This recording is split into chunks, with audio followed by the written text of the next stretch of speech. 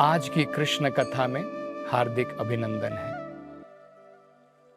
कल की कथा में हमने चर्चा की किस प्रकार से भगवान कृष्ण ने अपने छोटे मुख के अंदर में यशोदा माई को पूर्ण ब्रह्मांड के दर्शन कराए, जिसे विराट रूप कहते हैं। अगर आज भी आप व्रज भूमि में गोकुल में जाते हैं, वो पवित्र स्थान जहां पर भगवान ने माता यशोदा को ये ब्रह्मांड के दर्शन कराए, विराट रूप के दर्शन कराए, आज भी हम उस स्थान को देख सकते हैं। वह स्थान है ब्रह्मांड घाट। तो अगर आपको कभी अवसर मिले, कृपा करके गोकुल जरूर जाइए। और गोकुल से बिल्कुल नजदीक में आता है ब्रह्मांड घाट। वहां पर हम इन भगवान की लीलाओं का स्मरण कर सकते हैं। व्रज धाम अत्यंत पवित्र है, जहां पर भी भगवान की लीलाएं घटी हैं, अगर हम उनके दर्शन करते हैं, भगवान की लीलाओं का स्मरण करते हैं, वो भगवान से जुड़ने के बराबर है। वो भगवान का संग की प्राप्ति है। तो जब भगवान ने अपना मुख खोला और यशोदा माई ने पूरे ब्रह्मांड को भगवान के मुख के अंदर में देखा, तो यशोदा माई सोच में पड़ गई कि ये मैं क्या देख रही हूं। तो अपने साथ में उन्होंने चर्चा प्रारंभ की कि कहीं ये कोई एक स्वप्न तो नहीं है, मैं कोई स्वप्न तो नहीं देख रही हूं। फिर उन्होंने सोचा कि अगर मैं स्वप्न देख रही होती तो मेरी आंखें तो खुली हैं, मुझे बाकी चीज भी दिख रही है, तो लगता है ये स्वप्न तो नहीं है। फिर ये क्या है? फिर उन्होंने कुछ और विचार किया। उन्होंने सोचा कि कहीं ये देव माया तो नहीं है, कहीं ऐसा तो नहीं है कि देवताओं ने अपनी माया के द्वारा मुझे इस प्रकार से भ्रमित कर दिया है। उनकी माया को देख करके मुझे लग रहा है कि कृष्ण के मुख के अंदर में ये सारे ब्रह्मांड हैं। फिर यशोदा माई सोचने लगी, विचार करने लगी कि भला मेरा देवताओं से क्या लेना देना है। मैं एक छोटी सी प्राणी हूं, देवता लोग अपने देवलोक में रहते हैं, वो मेरे ऊपर इस प्रकार से देव माया क्यों करेंगे, उनको क्या मिलने वाला है इसके द्वारा। तो लगता है ये देव माया भी नहीं है। फिर उन्होंने सोचा कि कहीं ऐसा तो नहीं ये मेरे मन की भ्रांति हो, मतलब किसी न किसी प्रकार से मेरा मन जो है भ्रमित हो गया हो और उसके कारण मन के अंदर में ये भ्रांति होने के कारण ये दृश्य मुझे नजर आ रहे हैं, कहीं ऐसा तो नहीं है। फिर उन्होंने सोचा, विचार किया कि नहीं, मेरा पूरा शरीर भी स्वस्थ है, मन भी स्वस्थ है, मैं सोच विचार सकती हूं, सब कुछ समझ रही हूं, तो ये मन की भ्रांति भी नहीं है। तब उन्होंने सोचा, हो ना हो ये मेरे कृष्ण की कुछ योग माया है। गर्ग मुनि ने स्वयं बताया था कि तुम्हारा पुत्र जो है आम नहीं है, इसके अंदर में अनेकों प्रकार की शक्तियां हैं, तो लगता है ये मेरे पुत्र की कुछ योग माया है। तो इस प्रकार से मां यशोदा जो है अनेकों प्रकार के विचार कर रही थी। ये सब विचार करने के पश्चात जब उनको बिल्कुल समझ में नहीं आ रहा था इसका कारण क्या है, थक करके उन्होंने भगवान से प्रार्थना प्रारंभ की। उन्होंने कहा, भगवान आप इस मन, इंद्रियों, बुद्धि सबसे परे हैं, आप अधोक्षजा हैं, इसलिए आपको इस मन के द्वारा, इस बुद्धि के द्वारा नहीं समझा जा सकता है।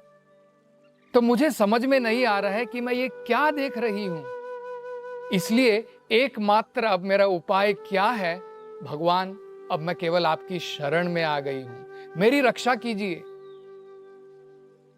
तो इस घटना के द्वारा ये जो यशोदा माई सोच विचार कर रही है, आचार्यों ने इसका बड़ा सुंदर अर्थ समझाया है।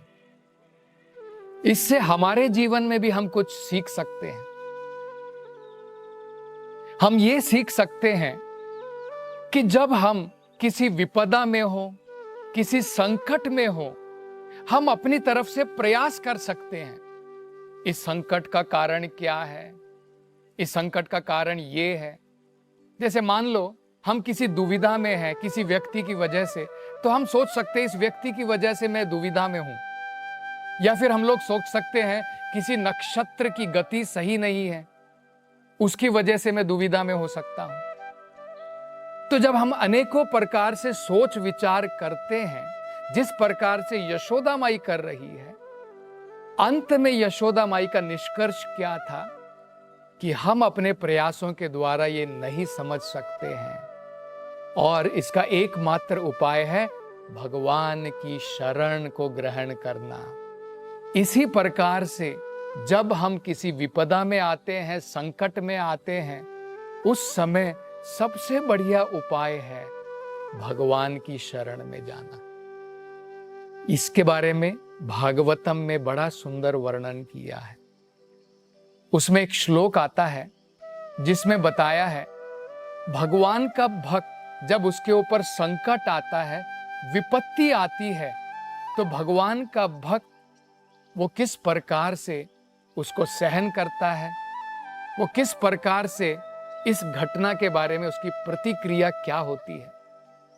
तो भागवत में कहा है तत्ते अनुकंप सुसमीक्षमाणः। जब कोई भी विपदा आती है, वो भगवान की शरण में जाकर के वो समझता है कि ये विपदा भगवान की अनुकंपा है, ये भगवान की कृपा है। तो हम लोग सोचेंगे कि भाई ये कैसी प्रतिक्रिया है, विपदा हमारे ऊपर में आए, क्या हम उसको भगवान की कृपा सोचें? प्रश्न उठ सकता है। विपदा आए तो हम लोग सोचेंगे कि भाई ये तो एक दुर्घटना है, ये तो एक संकट है, और आप कह रहे हैं कि हमें समझना है ये भगवान की कृपा है। लेकिन भागवत में बताया है सही में ये भगवान की कृपा है। क्यों? तत्ते अनुकंपा सुसमीक्षमाणः भुंजानु एव कृतं विपाकम। मतलब क्या है, जितने भी संकट हमारे जीवन में आते हैं, कृतम आत्म विपाकम, मतलब हमारे द्वारा किए हुए करनी है। हमने जो कर्म किए हैं उनके फलों को हम लोग भुगतते हैं। भगवान की कृपा क्या होती है? जो हम लोगों ने करनी की है, जो कर्म किए हैं, जिसके फल हमें मिल रहे हैं, भगवान की कृपा के द्वारा वो फल क्षीण हो जाते हैं। अगर हमारे जीवन में 100% हमें कर्मों का फल भुगतना था, भगवान की कृपा के द्वारा हो सकता है 90% हमारे कर्म के फल भगवान बिल्कुल जला करके राख कर दे, केवल मात्र 10% हम जो है भुगतेंगे। तो ये भगवान की कृपा ही तो है। तो इस प्रकार से यशोदा माई ने भगवान की शरण ली।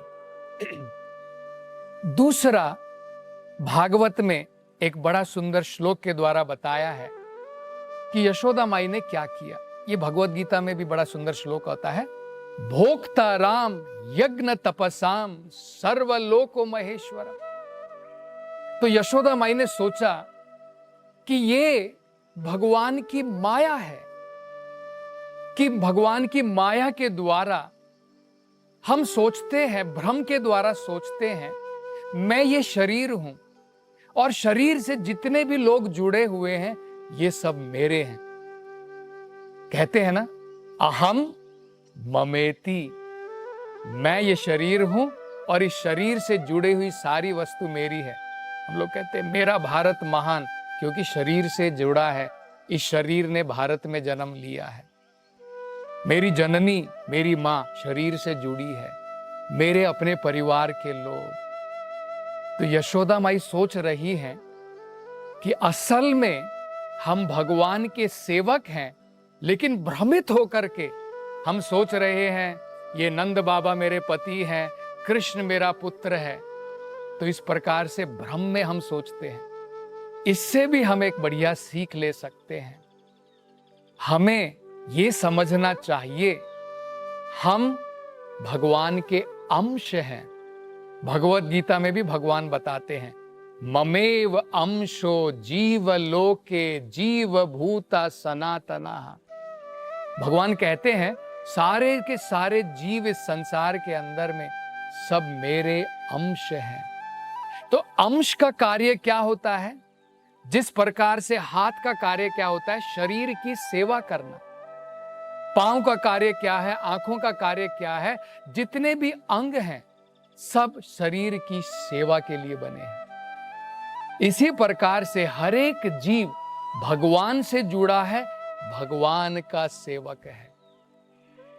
तो जब यशोदा माई की तरह हमें भी एक ज्ञान आ जाए कि हम ये शरीर नहीं है, भगवान की माया के भ्रम में हम सोचते हैं ये शरीर मैं हूं और इससे सारी जुड़ी हुई वस्तुएं सब मेरी हैं।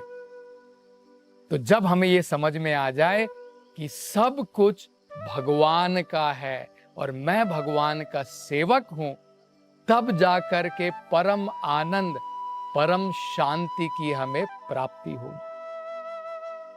तो भगवत गीता में यही भगवान कहते हैं, भोक्ता राम यज्ञ तपसाम सर्वलोको महेश्वरम। जब हमारी ये समझ में आए भगवान ही भोक्ता है, भोक्ता राम, राम का मतलब होता है जो भगवान, इनके द्वारा जो भी हम कर्म करते हैं सबको भोगने वाला भगवान है। यज्ञ तपसाम, यज्ञ भी भगवान की संतुष्टि के लिए है, तपस्या भी भगवान की संतुष्टि के लिए है। सर्वलोको महेश्वरम, और भगवान ही सभी लोकों का स्वामी है। जब ये हमारी समझ में आ जाए तो परम शांति की प्राप्ति होगी। तो ये भी हम जो है इस प्रकार से जो ये घटना घटी, यशोदा माई किस प्रकार से विचार कर रही है, इसके द्वारा ये भी हम अपने जीवन में एक सीख ले सकते हैं। आगे क्या हुआ जब यशोदा माई इस प्रकार से एक बड़े कहते हैं ना फिलोसोफर या दार्शनिक जो होता है उसकी भांति जब इस प्रकार से विचार विमर्श कर रही थी, तो भगवान कृष्ण ने क्या किया? अपनी योग माया का पर्दा दोबारा फैलाया। क्योंकि भगवान देख रहे हैं ये मेरी माँ यशोदा है, और एक दार्शनिक की भांति यशोदा माई जो है विचार विमर्श में लगी हुई है। तो भगवान की योग माया के द्वारा दोबारा यशोदा माई सब कुछ भूल गई कि उन्होंने कृष्ण के मुख के अंदर में ये विराट रूप के दर्शन किए हैं, और कृष्ण को गोद में लेकर के उन्हें लगा कि किस प्रकार से ये तो मेरा छोटा सा नन्हा सा भोला भाला पुत्र मात्र है। भागवतम में इस विषय में बड़ी सुंदर चर्चा की है। भागवतम में बताया है कि किस प्रकार से ये जो अवकाश, ये जो अवसर यशोदा माई को प्राप्त हुआ भगवान की ये अनेकों बाल लीलाएं करने का, ये अवसर लक्ष्मी माता को भी प्राप्त नहीं है। लक्ष्मी माता वैकुंठ धाम में भगवान के संग में है, लेकिन ये अवसर जो यशोदा माई को भगवान की लीला देखने का, भगवान की लीला स्मरण करने का, ये जो अवसर उन्हें प्रदान हुआ, ये लक्ष्मी को भी प्राप्त नहीं है।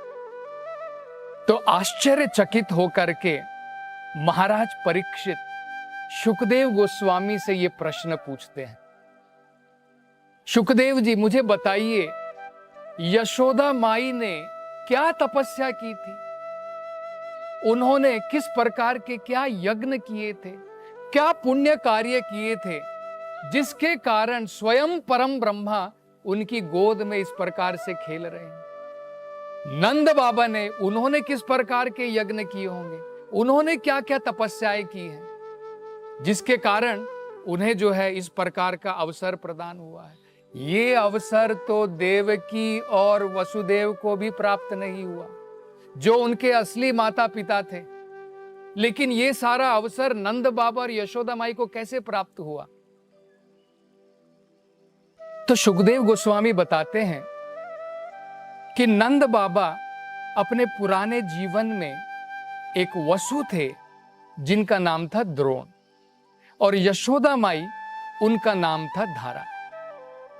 तो इन्होंने जब ब्रह्मा जी ने, ये जो प्रजापति थे, उनसे जब कहा, द्रोण और धारा से कहा कि तुम इस संसार में जाकर के जनसंख्या को बढ़ाओ, तो उन्होंने भगवान से प्रार्थना की कि भगवान, हम इस प्रकार की जनसंख्या नहीं बढ़ाना चाहते हैं, लेकिन आप चाहते हैं कि हम प्रजापति हो, हम कुछ प्रजा को उत्पन्न करें।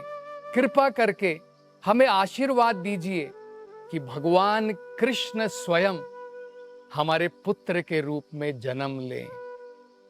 तो ब्रह्मा जी की इस वाणी को पूरा करने के लिए भगवान कृष्ण स्वयं यशोदा माई और नंद महाराज के आंगन में उनके पुत्र के रूप में उनको आनंद प्रदान कर रहे हैं। ये कारण भागवतम में बताया गया है। आगे भगवान की और क्या बाल लीलाएं होंगी, इसकी चर्चा हम कल की कथा में करेंगे।